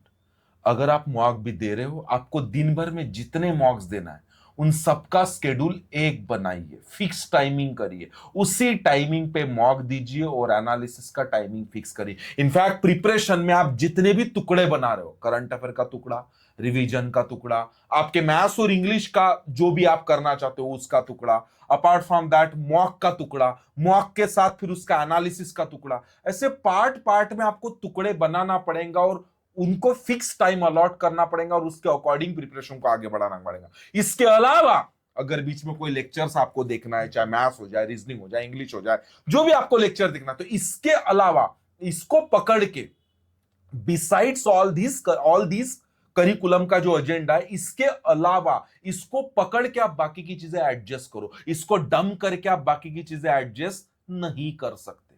तो इस चीज को दिमाग में रखना, इसको डम करके नहीं, इसको पकड़ के, ठीक है? ये चीज दिमाग में रखो, ठीक है? अच्छा, मुझे एक बात बताओ कि एक फ्रेशर को सजेशन क्या दोगे? सर फ्रेशर्स, आपने जैसी फ्रेशर की जर्नी शुरू की तो आपने डायरेक्ट कम्युनिटी से जुड़ा। लोगों के पास 3 चॉइस है साहिल। पहला चॉइस है, मैं सेल्फ में हाथ पैर हिलाऊंगा, तू कितना भी बता। दूसरा है, मैंने ऑफलाइन का मेरे गांव में क्लासेस लगा लेना है घर के पास में, उसका मैंने बड़ा बड़ा पोस्टर, बड़ा बड़ा फोटो वगैरह देखा है, मैं वो लगा लूंगा। तीसरा, मैं किसी का ऑनलाइन का लेक्चर अटेंड कर रहा हूं, उनके मुझे पढ़ाने के तरीके बहुत अच्छे लग रहे हैं, तो मुझे उनको ज्वाइन करना है। आपको क्या बता रहा है फ्रेशर के लिए? फ्रेशर्स को मैं यही बताना चाहूंगा कि पहले तो जो मिस्टेक्स मैंने किया हो वो मिस्टेक्स नहीं करना चाहिए, और बड़े बड़े यूट्यूब के ब्लेंडर्स वगैरह के चक्कर में भी नहीं पड़ना चाहिए, क्योंकि आजकल बस वो टाइम वेस्ट के लिए होते हैं। बड़े बड़े पोस्टर्स, हमें लगता है कि ये कोचिंग बड़े पोस्टर्स है तो ये कोचिंग बहुत अच्छी करना क्या चाहिए फिर? हमें नहीं यार, मेरे हिसाब से जो स्टूडेंट टीचर का कोई डेटा कंज्यूम कर रहा है, चाहे मैथ्स का, रीजनिंग का, तो सर उसे वेरी गुड, प्योरली फॉलो करना चाहिए। हाँ सर, अगर आप एक को कर रहे हैं तो प्योरली उसी फॉलो करना चाहिए, नहीं तो थोड़ा इधर से थोड़ा उधर से, तो उस चक्कर में आप सिर्फ फंसोगे। तो इसमें तो सब्जेक्ट बनेगा उनका, हाँ, ओवरऑल प्रिपरेशन नहीं होगा। नहीं सर, तो फिर ओवरऑल प्रिपरेशन के लिए तो सर मेरा ये मानना है कि एक अगर आप फॉलो कर रहे हैं तो एक को ही करिए। नहीं, लेकिन वो एक तो कोई लेके ही नहीं बैठा है ना, एक तो हम लेके, एक तो तेरा गुरु लेके बैठा है, उनका गुरु नहीं लेके बैठा है ना। उनका तो भैया इंग्लिश का अलग टीचर है, मैथ्स का अलग टीचर है, रीजनिंग का अलग टीचर है, तो टीचर वाला शेड्यूल है, चलाने वाला कहाँ है? तो मैं चाहता हूं कि फ्रेशर को तुम क्या बताओगे? सर फ्रेशर्स को तो तुम ये भी बता सकते हो कि तुमने जो किया है क्या क्या बताना चाहो। सर मैं तो ये बताना चाहूंगा कि देखिए, मैं HOC से जुड़ा 2022 से, मुझे यहाँ पे हर चीज प्रोवाइड हुई। ओके। हाँ, मुझे इंग्लिश के लिए कहीं जाना नहीं पड़ा, मुझे क्वांट के लिए कहीं जाना नहीं पड़ा, ना रीजनिंग ना करंट अफेयर सर, यहाँ तक कि इंटरव्यू भी मेरा यही प्रिपेयर हुआ है। हाँ तो चलो ठीक है, तेरे मैसेज को मैं ही करेक्ट कर देता हूँ। सिंपल चीज, अंडर द गुरु प्रिपरेशन करो, चाहे रीजनिंग, मैथ, इंग्लिश का आपका टीचर कोई भी रहे, ये वर्ड याद रखना। अगर तुमको इसके अलावा भी तीर छोड़ना है हवा में, छोड़ते चलो, वो तुम्हारा कॉल है। एक national duty as a trainer मेरी बनती है। अब इसने दूसरा कुछ ट्राई नहीं किया है, तो गलतियां ही नहीं की है, तो मैं क्या ही पूछूं उसको पूछने की कोशिश कर रहा और वहीं पे आ रहा है। सो सीधा पॉइंट एक ही है कि अंडर द गुरु प्रिपरेशन को आगे बढ़ाओ, अपने और अपने पेरेंट्स के सपने पूरे करने के रिजल्ट के चांसेस ज्यादा बढ़ाओ। सिंपल सी चीज, ठीक है? अच्छा चल बात करते भैया रिपीटर, तेरे बैचमेट्स हैं। हाँ सर। उनके रिजल्ट्स अभी तक नहीं आए हैं। हाँ सर। कुछ के आ गए हैं, कुछ के नहीं आए। तो उनके लिए या फिर मार्केट में जो भी स्टूडेंट एक रिपीटर बन के पढ़ाई कर रहा है, साहिल ने ऐसा क्या तड़का डाला कि साहिल का आया, एंड उनके तड़के में ऐसा क्या मिस्टेक हो रही है कि उनका अभी भी नहीं आया? सर जैसे कि मैंने अपनी मिस्टेक्स को जल्दी पहचानना शुरू कर दिया। ओके। हाँ, क्योंकि मुझे पता था कि रिजल्ट मेरा नहीं आ रहा है और बाकियों का आ रहा है, मतलब मैं कुछ मिस्टेक्स कर रहा हूँ। ओके। हाँ, और जैसे कि रिजल्ट फेल आता है तो हम लोग बहुत कम मनाते, मैं भी मनाता था। हाँ। तो रिजल्ट फेल आने, जब बाद में रिजल्ट फेल आना स्टार्ट हुआ तो मैं समझ गया कि ये फेल आ रहा है, मतलब कुछ सिखाने के लिए आ रहा है, जो गलती तो कर रहा है। तो मैं बोला हाँ, जैसे कि मुझे सबसे पहले मेरी गलती पता लग गई कि मैं इंग्लिश के लिए कुछ नहीं कर रहा पहली। हाँ। उसके बाद में मुझे पता लग गया कि मैं क्वांट रीजनिंग को टाइम दे रहा हूँ, उस कारण मेरा इंग्लिश रुक रहा है। तो मुझे पता लग गया कि टाइम मैनेजमेंट नहीं है मेरे इसमें। तो मैंने सोच लिया कि टाइम मैनेजमेंट सबसे पहले करना चाहिए। टाइम मैनेजमेंट, दूसरा किसको कितना समय हाँ, देना, किसको क्या कितना समय देना चाहिए, शेड्यूल वाइज अगर नहीं करूंगा तो कोई मतलब नहीं होगा। उसके बाद में मुझे एक्यूरेसी, मेरी थोड़ी एक्यूरेसी डंप हो रही थी। हाँ, तो मैंने अपने अटेम्प्ट भी कम कर लिए थे, क्योंकि एक्यूरेसी कोई मतलब नहीं हो रहा था कि ज्यादा अटेम्प्ट कर रहा था, मार्क्स उतने। उसके बाद में करंट अफेयर्स के लिए फिर थोड़ा टाइम अलग से निकाला, पॉइंट। हाँ, रात में 12 बजे के बाद में मुझे पता था कि एक बार रिजल्ट मारना है, उसके बाद में तो लाइफ अच्छी है। उस समय के लिए टाइम थोड़ा सा कम भी दिया तो चलेगा। तो मैंने अपने करंट अफेयर्स के लिए रात में 12 बजे के बाद में अलग से टाइम निकाला। कैसे कैसे पॉसिबल साहिल? आप 12 बजे के बाद टाइम निकाल रहे हो, 7 बजे उठ रहे हो। हाँ सर। तो फिर एग्जामिनेशन दिन, चलो 1-2 दिन के लिए ये स्केड्यूल ठीक है, आप डेली में कैसा यूज कर रहे थे? दोपहर को सो रहे थे? हाँ सर, दोपहर में 1-1.5 घंटा खाना खाने के बाद में वैसे भी होता नहीं था, तो 1-1.5 घंटा आराम कर लिए। अच्छा। लेकिन रात में मेरी पढ़ाई, मुझे आदत थी 12th से कि रात हाँ। में पढ़ाई अच्छी होती थी। तो फिर रात में जो 12 बजे के बाद you mention the word that current affair, कितने बजे तक? हाँ सर। कितने बजे तक? मैं फिर भी सर, जब तक 2 PDF नहीं होती थी, मेरा टारगेट था 2 खत्म करूंगा, उसके बाद मैं सोऊंगा। हाँ, और वो आदत पड़ चुकी थी धीरे धीरे, तो फिर होता ही था। तो फिर मुझे एक बात बताओ कि 2 बजे तक हमारा साहिल नाम का स्टूडेंट जग रहा है, तो फिर पेपर तो सुबह 7 बजे बुला रहा है। तो फिर उस वजह से क्या कर दे? जैसे मान लो कल तेरा पेपर है। हाँ सर। तो तू 2 बजे तक आज भी जग रहा है? ना सर, उसके लिए जैसा कि स्वप्निल सर ने बताया था कि 7 बजे अगर पेपर है तो एक हफ्ता पहले से 7 बजे सुबह एक मॉक देने की मैं आदत डाल लेता था। हाँ, तो वो मुझे हेल्पफुल लगी, क्योंकि मेरा शेड्यूल तो बन चुका था। और मैं इसका ये नहीं तो अगर नाइट में जगता था क्या फिर? हाँ, तू तभी भी एक हफ्ता बाकी था, तभी क्या करता था? हाँ सर, कि प्रीलिम्स उस समय करंट अफेयर के टाइम पे प्रीलिम्स के जैसे 7 बजे अगर मेरा पेपर है, तो मैं सुबह 7 बजे एक हफ्ता पहले से एक पेपर मॉक लगाना या सेक्शनल देना, कुछ भी, ताकि मेरा हाथ वहां पे चलना शुरू रहे। अच्छा। हाँ, तो वो उसकी और नहीं, मेरा क्वेश्चन वो ठीक है, वो तो पॉइंट आपने नोट डाउन कर लिया गाइस। मेरा क्वेश्चन ये है कि तुझे आदत 2 बजे तक जगने की रखी है। हाँ सर। और कल मेरा 7 बजे पेपर है, तो भी सर वो आदत, क्योंकि एक दिन में क्या ही चेंज होगा, तो वो फिर आदत मुझे थी, मैं 2 बजे तक जगूंगा। तेरा माइंड ऐसा ट्रेन था कि ये अभी तेरे को करना ही है, रात को दोपहर को सोना ही है। क्योंकि मैं 1-2 बार ट्राई किया 10 बजे सोने का, लेकिन नींद ही नहीं लग रही थी। नींद ही नहीं लग रही थी, क्योंकि आदत ही पड़ चुकी थी रोज रोज। अच्छा। हाँ, तो ठीक, तो इस वजह से कभी पेपर में वगैरह हॉच पॉच लगा? नहीं सर, आदत बन चुकी? बन चुकी थी आदत। चलेगा अपार्ट फ्रॉम दैट, ठीक है। तो ये ऐसा स्केड्यूल जो कुछ भी था। अच्छा, तो रिपीटर को हम बात कर रहे थे। हाँ, तो मिस्टेक्स सबसे पकड़ लिया, और टाइम मैनेजमेंट जरूरी है। ओके, शेड्यूल वाइज अगर नहीं करोगे तो सर काम नहीं बनेगा। और अपनी एक्यूरेसी, जो कि मैं मिस्टेक्स कर रहा था, सिर्फ अटेम्प्ट ज्यादा होना, एक्यूरेसी पे उतना ध्यान नहीं देना, तो एक्यूरेसी पे अपने ध्यान देना चाहिए। और सर ज्यादा इधर उधर की बातों पे मैं जैसा आ जाता था, इधर उधर इंटरव्यू भी देने जाओ तो फिर उसकी बातों में आना कि ये सर वो सर, तो इधर उधर की दुनिया से दूर रहे, अपने प्योरली अपने जो जहाँ आप फॉलो कर रहे प्योरली उसको फॉलो करें, रिजल्ट अपने आप दिख जाएगा। वो तो है रे बेटा। लुक, जिस स्टूडेंट को दुर्योधन बन के पढ़ाई करना है, वो तो किसी का नहीं रहेगा ना भाई, वो तो शक की दायरे में रहता है हमेशा। और शक में बच्चा मियाँ बीबी का रिलेशन नहीं बनता। तो ये तो प्रिपरेशन के साथ है, ये तो तुम्हारा टीचर तुम्हारे ट्रेनर के साथ है, और ये आपको ऑप्शंस हमेशा मिलते रहेंगे। नेचर ना आपके आंखों के सामने हमेशा 2 चीजें रखता है, एक आपको फंसाने की कोशिश करता है। काफी सारे लोग शिकार हो जाते हो फंसाने की, चल आओ उधर, कुछ लोग उधर ही रुक जाते, नहीं नहीं भैया, नहीं नहीं भैया, मैं समझ चुका हूं मुझे क्या करना है, वो बंदा बराबर रुक जाता है। कुछ भूल रहा है? और हाँ सर, तो सर मुझे ना एक चीज बहुत ज्यादा हेल्पफुल लगी है, क्योंकि मैं रूम पे पढ़ने वाला बंदा नहीं था, और स्वप्निल सर ने हमें कोचिंग की ना एक एक्स्ट्रा चाबी दी थी। अच्छा। हाँ, और मैंने जो मेंशन किया ना, नहीं भाई, वो अभी भी है मतलब। हाँ, तो क्योंकि तो जो मैंने मेंशन किया कि जगह अगर सुबह 7 बजे, जैसा हमारी बैच तो 8 बजे से स्टार्ट होती थी, तो 7 बजे अगर मेरा पेपर है तो मुझे 7 बजे इसलिए पेपर देने में हेल्पफुल होता था क्योंकि चाबी हमारे पास होती थी, तो हम सब आ जाते थे, तो चाबी पेपर वगैरह जो भी टाइमिंग हो, यहाँ तक कि 1-1 बजे तक रात में रुकते थे, जो कि रूम पे कभी आदत थी नहीं पढ़ने की, तो यही पढ़ते थे। अच्छा। हाँ, तो 1-1:30 बजे, तो मुझे वो सर को एक स्पेशल थैंक्स करना था कि थैंक यू सर, वो मेरे लिए सही एक जर्नी में बहुत ज्यादा। इसने एचओसी को पूरा निचोड़ लिया गाइस, पूरा निचोड़ लिया, बहुत अच्छी बात है। ऐसा लगता था कि यही घर है करके, बस हम 2-4 घंटे के लिए रूम पे जाते थे, खाना खाने भी मेस में जाते थे दिन भर, और मैं अकेला नहीं था, मेरे साथ में और भी स्टूडेंट्स है। वो आज जो भी टिकट निकालना बाकी है उनका। हाँ सर, वो आज भी आप बिलीव नहीं करोगे 12-12, 1-1 बजे तक यहाँ ही रहते हैं। ओके। हाँ, तो सर एक स्पेशल थैंक्स सर वो चीज के लिए, वो एक बहुत ज्यादा मेरे रिजल्ट में मुझे हेल्प करी। Thank you from my side यार, thank you तूने from तेरा my रिजल्ट मारा। ठीक है, तो मेरे तरफ से भी बड़ा बड़ा थैंक यू आपको। वेल फिर भी साहिल कुछ भूला है, मैं बताता हूँ। मैंने उसको जो पूछा तो वो अलग ही बता दिया।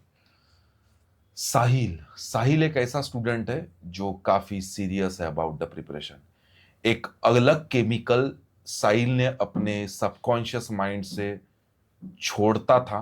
अभी ये बोलने के लिए अगर एक बोलो कहां से केमिकल लाया, आप उसको ऐसे तरीके से मत समझो। एक अलग सिंसेरिटी, एक अलग डिसिप्लिन, एक रिजल्ट मारने का जुनून, ये आपको लाना पड़ेगा जो साहिल के पास था। साहिल कभी कंप्लेंट बॉक्स नहीं था, जैसे स्टूडेंट्स कंप्लेंट बॉक्स बन जाते हैं।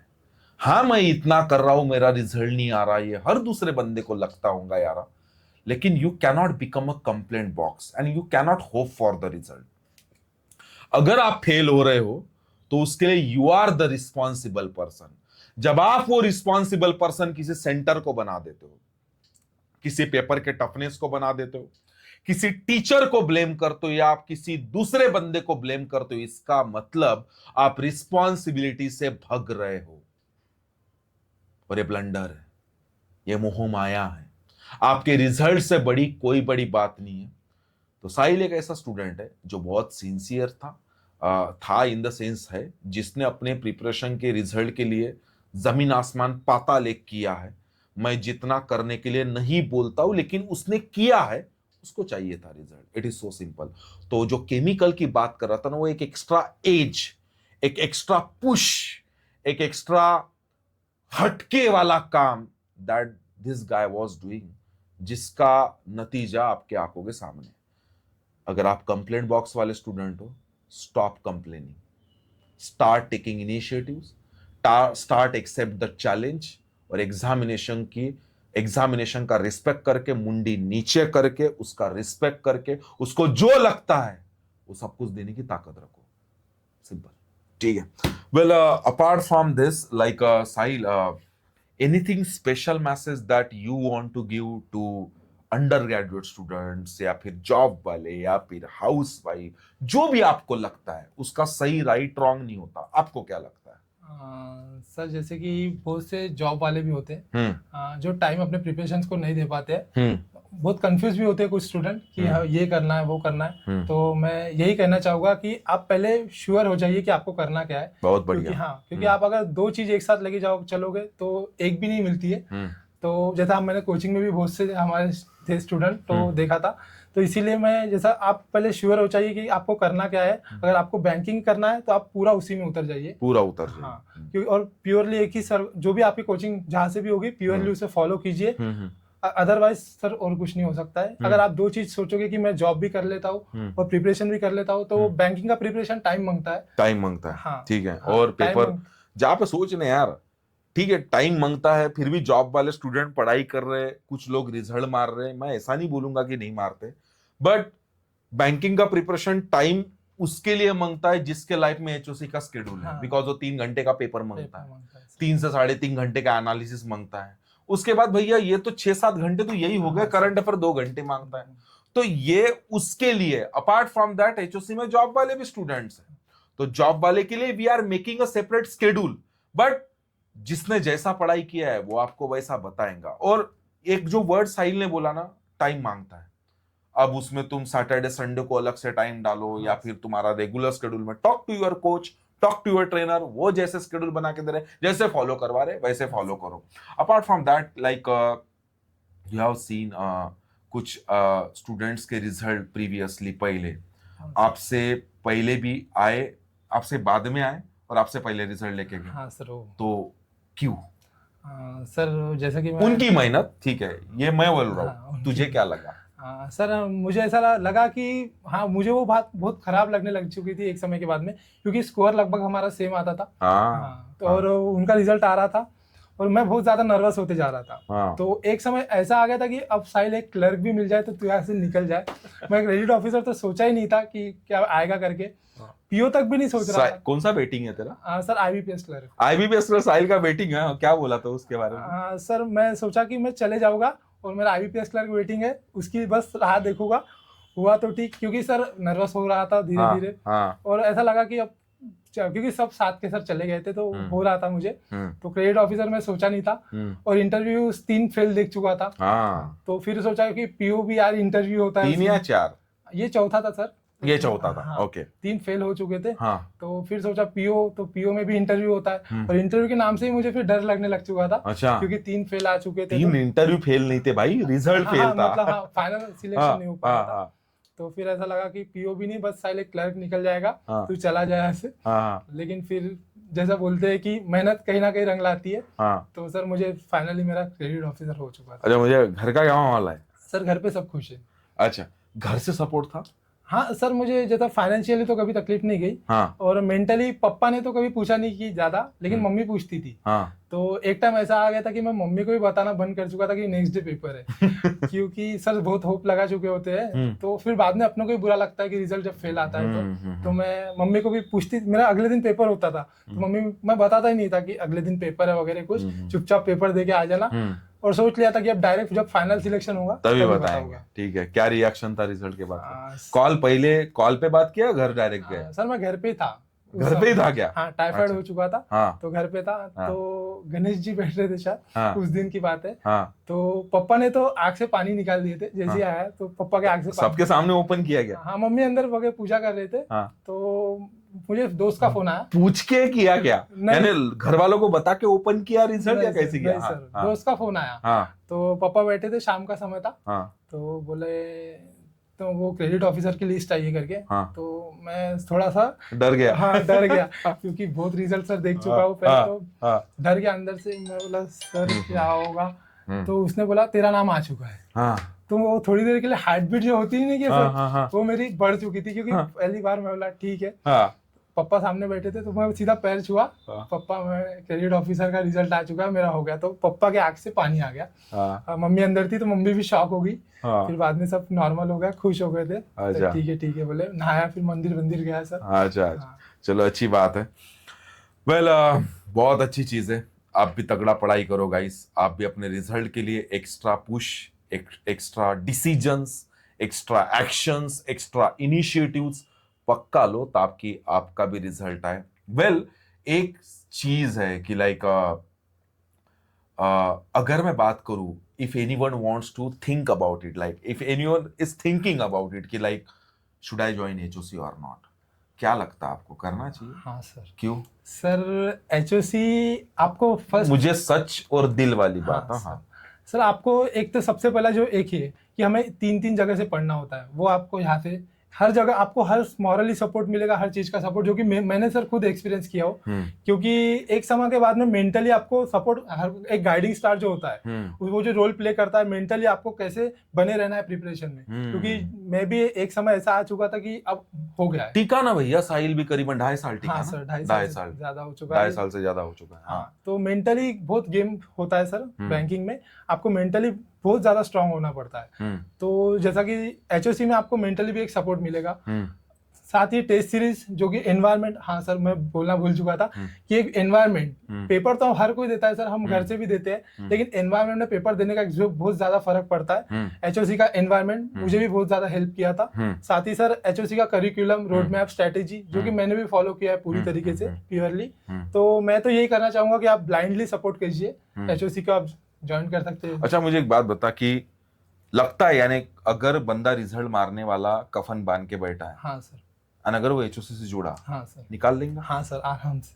पक्का? हाँ सर, यही सच है, चैलेंज है मेरा। हाँ सर, पूरे बैंकिंग और इंश्योरेंस एग्जामिनेशंस को, अगर मेरे आंखों के सामने जो स्टूडेंट बैठा है एंड अगर वो बोलता है कि दैट स्वप्निल सर मैं अपना सब कुछ देने के लिए तैयार हूं, तो देन भैया तेरे को मेरे से तगड़ा, एचओसी से तगड़ा curriculum, system, process, hand holding support तैयारी करवाने वाला पूरा इंडिया भी नहीं मिलेगा।